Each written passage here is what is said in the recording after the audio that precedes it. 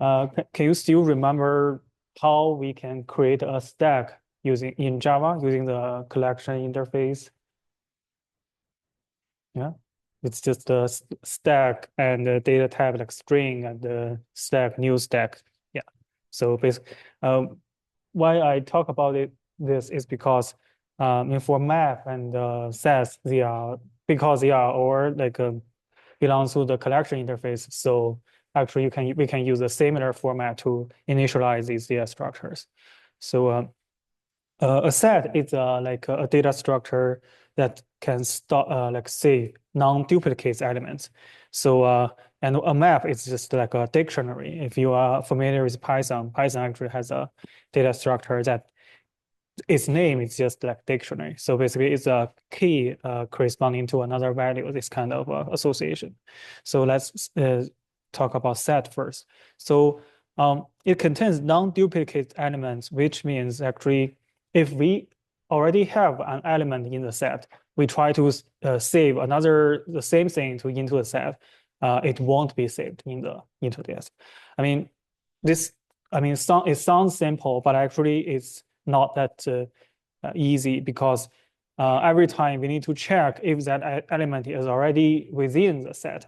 Otherwise, we won't if it is there, we don't save it. Otherwise, we just save it into the set. And this is like a searching algorithm, right? Each time we search something, it's time consuming. So how can we achieve this? Actually, we use a technology called hash. So hash is just it's a very special function that can using O1 time to search, insert, and delete.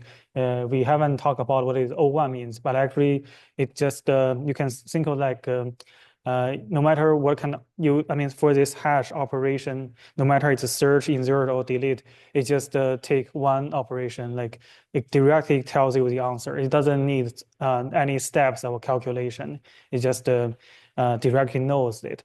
Of course, it seems, it sounds like a very fascinating, right? That's because for hashing, we use each time element is saved into the memory, we use this hashing function to compute a specific, like a unique location on the memory cell. So, and that element is saved there. So next time, if a new element come, and we can similarly just input it into this function, and we can directly know that we can go to that location, and we can check if the data is already there. If it is there, we found it. Otherwise, we can save the data. So a typical hash function will convert a key, the key is just the element, new data, into an integer value called hash code. And all these code are pushed into a hash table, like each time they will search it, and which is very fast. For example, if the hash function is very simple, like one just means one and two means two, so which is just x equals to fx, a very simple hash function, then yeah, we can just do it like this. And each time we want to find out if one is within the set, I can just check the one location on the memory and see if it's there. Of course, this is just this is just an example. In real application, we cannot using such simple hash functions. So this is an example hash function. So basically, given a number, it just redshift this number 32 positions using the binary calculations. This is one way to do that. But when you have so many numbers, this hash function doesn't work as well. So the thing is, hash function is very hard to design. It's not how I would say it's very not likely that in the future you find a job and the boss requires you to design a hash function. That's not a thing. But hash is usually because it's so important. There are already many existing algorithms and we can use it directly. But you might need to like in the interviews, they might ask you hash related questions. So I think the basics for us as a students, we need to know the basics, like what hash can do for us. So one important thing about hash is this thing called collision. It means like two element, like two numbers, although they are different, but after input them into the hash function, the results the same. So I mean, these two numbers are different, but if I just check the location, I mean, they are all on the same location, which will cause this kind of collision. It's like it feels like this number is already there, but actually it is not there. It's just that the hash function give you a non-unique output. So to address, I mean, we want that the hash function, like for each input, it should have a unique output. This way, we can just using basic calculation to determine if the number is in the data structure. So there are two ways to solve this problem. One is called open addressing, and the other one is called separate chaining. So the idea is actually very simple. So for open addressing, it's just, let's say if 26 is mapped to this location 4, and assuming there's already a number 4 in that location, we just find the next empty location. And this one still a number, this one still not empty. And then we go to this 7 and we know, okay, this is empty. We just save 26 into this location. Yeah, that's how like open addressing means. It's just find the next available location. And as long as this number is saved, I mean, all these like index, all these information are saved into that hash table. So next time we don't need to like find next all the way. So yeah, that's one way. And also there's a quadratic problem. It's just similar to that open addressing. I mean, it's just instead of find the next location, they use a quadratic function to compute what is the next location. I mean, all these things is just to try to avoid this collision as much as possible. But of course, you can see, I mean, if you only have like 100 numbers, this is okay. But given a database with millions or billions of data, this open addressing, it always will cause trouble. So the another way to solve it is called separate chaining. So this technology is instead of find another location, we just like for each location, we just use a bucket or like using a linked list in that location so that everything can be saved into a same location. So for example, if 4 is after using the hash function, it points out to this location. And 26 also points out to this location. I can just using a linked list to connect them together. Basically like two numbers all into this location, but they have the different memory, different space to save them. So this way also avoid the collision. But of course, because there's a linked list, if you increase the time you try to search this, it's not just a simple hash anymore. You hash to that location, you still need to search in this linked list. So yeah, so basically all these methods have their pros and cons, and there are still many researchers working on this, like try to find out the ideal hash function. But for us, I think it's just okay to know like there are these technology and there are some ways to solve it.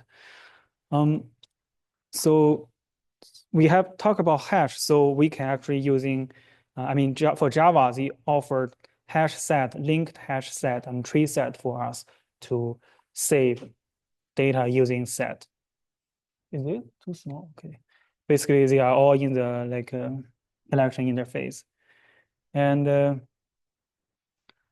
to create a hash set, we need to set usually we need to at the beginning we need to set what the capacity is, like that determines like how the hash table is created, and also a loading factor. Loading factor means like assuming like 80% of the memory is already saved with data.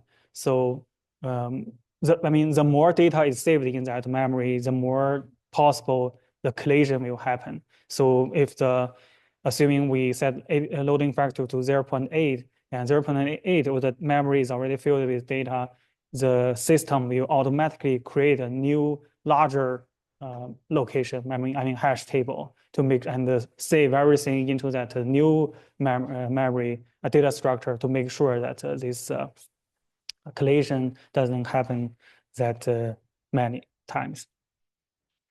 So let's you can see to define to declare a hash set, we can use similar to that stack, just set new hash set, and we can add whatever character into this set. After that, you can see, yeah. So this is an example in G Shell. I create a hash set and add London to it. And next time I add London again, it says false. So it's like this, because it's already there, it's not added anymore. And I add a new string long, it will add it down. And you can check the results, the element inside that set, it's only London and long. So that's basically how we can use hash set in Java. Similar to stack and the linked list, it's already implemented, so we can use it directly. So the thing is, for set, although we add it into the set in a order like London, but actually in set, these items, they are not stored in a specific order. So if we want a specific order, like one by one, we have to use this thing called linked hash set. So the format is like this, just change the keyword here to linked hash set. After that, everything is still use a hash set, but because it's linked, so there's an order, and the order is just the way we inputted it. Sometimes we not only we want the order, but in the input way they are saved into data structure, we also want them to be sorted, like numbers, like they are non-duplicate and also sorted from maybe descending order or ascending order. So we can use a tree set. A tree we will discuss at the at the end of this term. It's because it's a specific structure, like when an element is input into the tree set, it's already sorted. Like each time you input element, it will be sorted and put it to its corresponding right location. So the way to use tree set is just like this: change the keyword to tree set, and it's defined, and you can use it. So navigable is set is another set type of set, sorted set actually, except they have some specific methods that can directly access some element in specific location, like a first or last. So that's also, yeah, it's useful if we want to achieve specific functions using this. So yeah, that's basically about set. Any questions? No? Okay. We will see an example using set at the end of this lecture. So another data structure is map. Like we said, it's like a dictionary. So the thing is in a list, just the value is saved in that. But in map, each value, it has a key and an entry. For example, my key, if my information is in the map, my name would be the key. And for example, my hat or my scores from the course will be saved as a value. So each time each element is basically like two values, one key and one value. And so similarly, we have hash map and linked hash map and also sorted map. So to create a map, we can use this syntax. Basically, specifically, we need to define what the data type is the key and what data type is a value here. So for example, the key is a string and the integer, the value is an integer. So we define it like this, and each time we just put the information into the map. And similarly, each time we need to give it two element into the map. So because of this map, I mean, because there's a key, like for example, if I put this one like carries 30 into the map, and I put another like Paris 50 into that. So I mean, because Paris is the key is already there, so this 30 will be replaced by 50. Because I mean that's why like although map is different to set, but those keys are like non-duplicate. So each time, if you already change, I mean, if you use the same key, you will change the existing value. So let's see an example. How can we using map to get the for each words, like the occurrence each word. For example, good, there's a 1, 2, 3, 3 good, right? Have, there's a 3 have, and visit, only 1 visit. So yeah, I will give like 6 minutes for everyone to think about this question. Okay, let's see how we can solve it.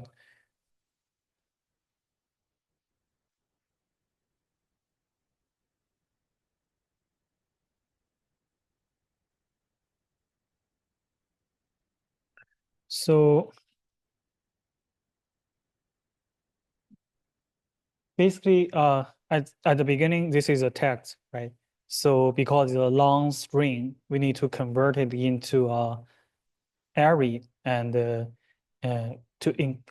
array contains each words, and also for this like dot, and also like all these other marks, we need to remove them because that's not a word. So this is why this, like, we change everything to lower cases for ease of manipulation, and then replace all the non-character symbols to empty.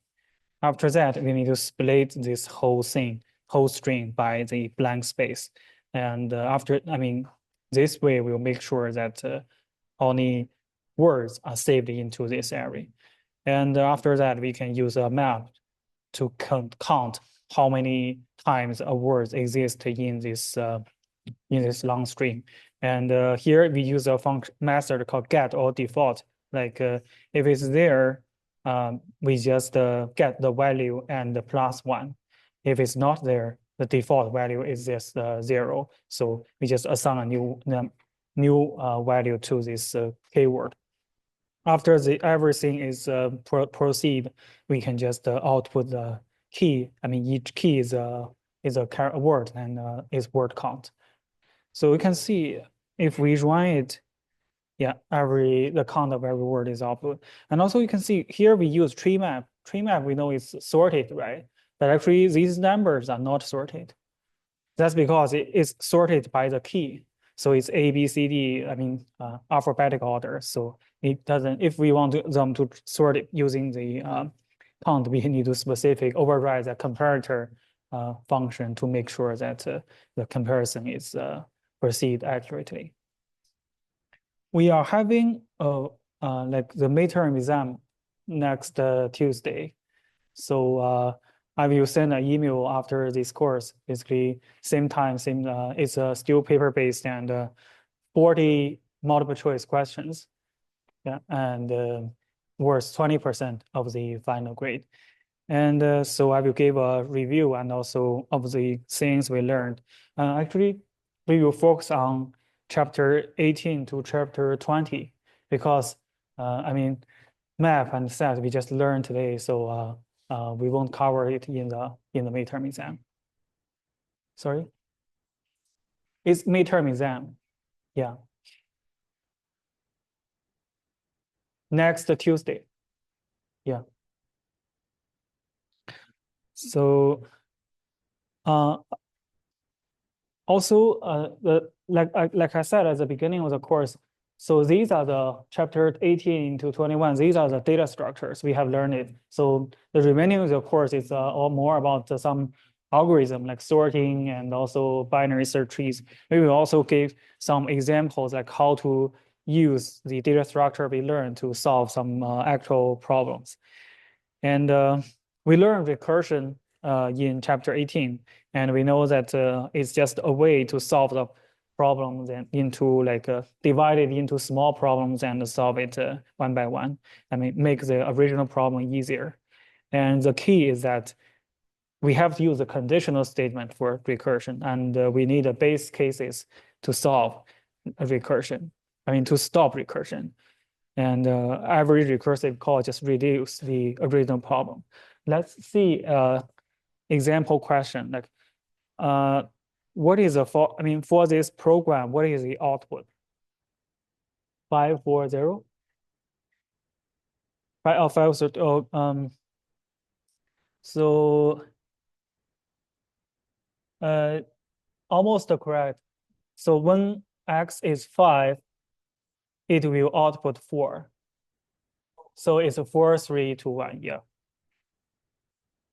So another question, of course, I guess you already know that this one is simple. Like which one is true? Basically, only the first one is not correct. So recursive method doesn't mean it can run faster. So B, C, D are all correct. So another chapter we learn is generics. For generics, it's just a way to make sure the error is detected at compile time. And we know if we use generics, we can only input some, like for example, if it's date, we can only add date into this into this object. And since this specific feature, so it's more reliable. And this is a let's see this question. Which one do you think is correct?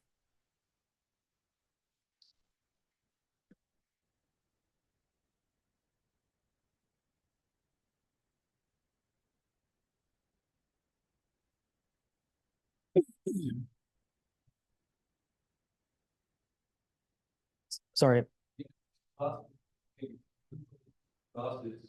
That's correct. So the class is the same, yeah. It just node one array list. It's just the element is different. So we also talk about these like list, the stacks, these basic data structures, and we know the difference is just the operations makes this data structure different. And the collection offer all these data structures so we can use them directly. And it's just these are the features of these data structures. Like some of these stack is last in, first out, and priority queues is a queue with priorities. And also we know because it's already implemented, so we can basically just directly declare a data structure using specific keyword and use them directly. So let's see this question. Which of the following methods are in the collection interface?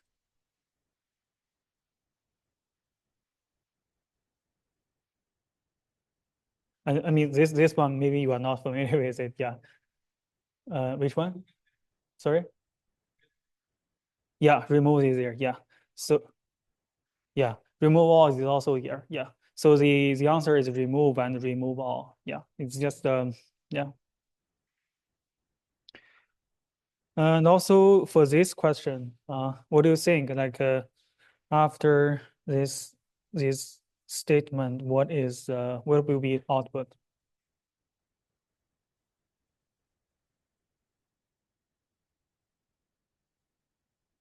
1, 2, 4, 5? 1, 2, 3, 5?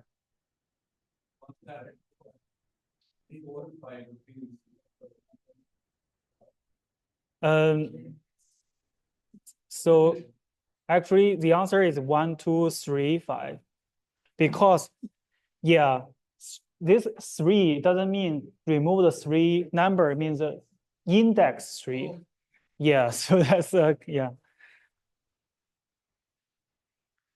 Oh, oops. And also, yeah, set on maps. As I said, we will not test it this time. So it's just a specific data structure to save non-duplicate things. And yeah, so yeah, these are positional questions, but we will not test it this time, but maybe at the end of the term, yeah. if you want to store non-duplicate objects in the order they are inserted, you should use preset. No, it's yes, yeah, that's right. It's in the order in which they are inserted. If it's tree, if you order it based on the key, based on the element. And this one, the output of the following code is we create a linked hash set and create a new one based on the original one and add 2 cities to one of them each. And yes, correct. Yeah, because these things are reference type, so they still point to the same thing. Yeah. Yeah, that's all about today's lecture.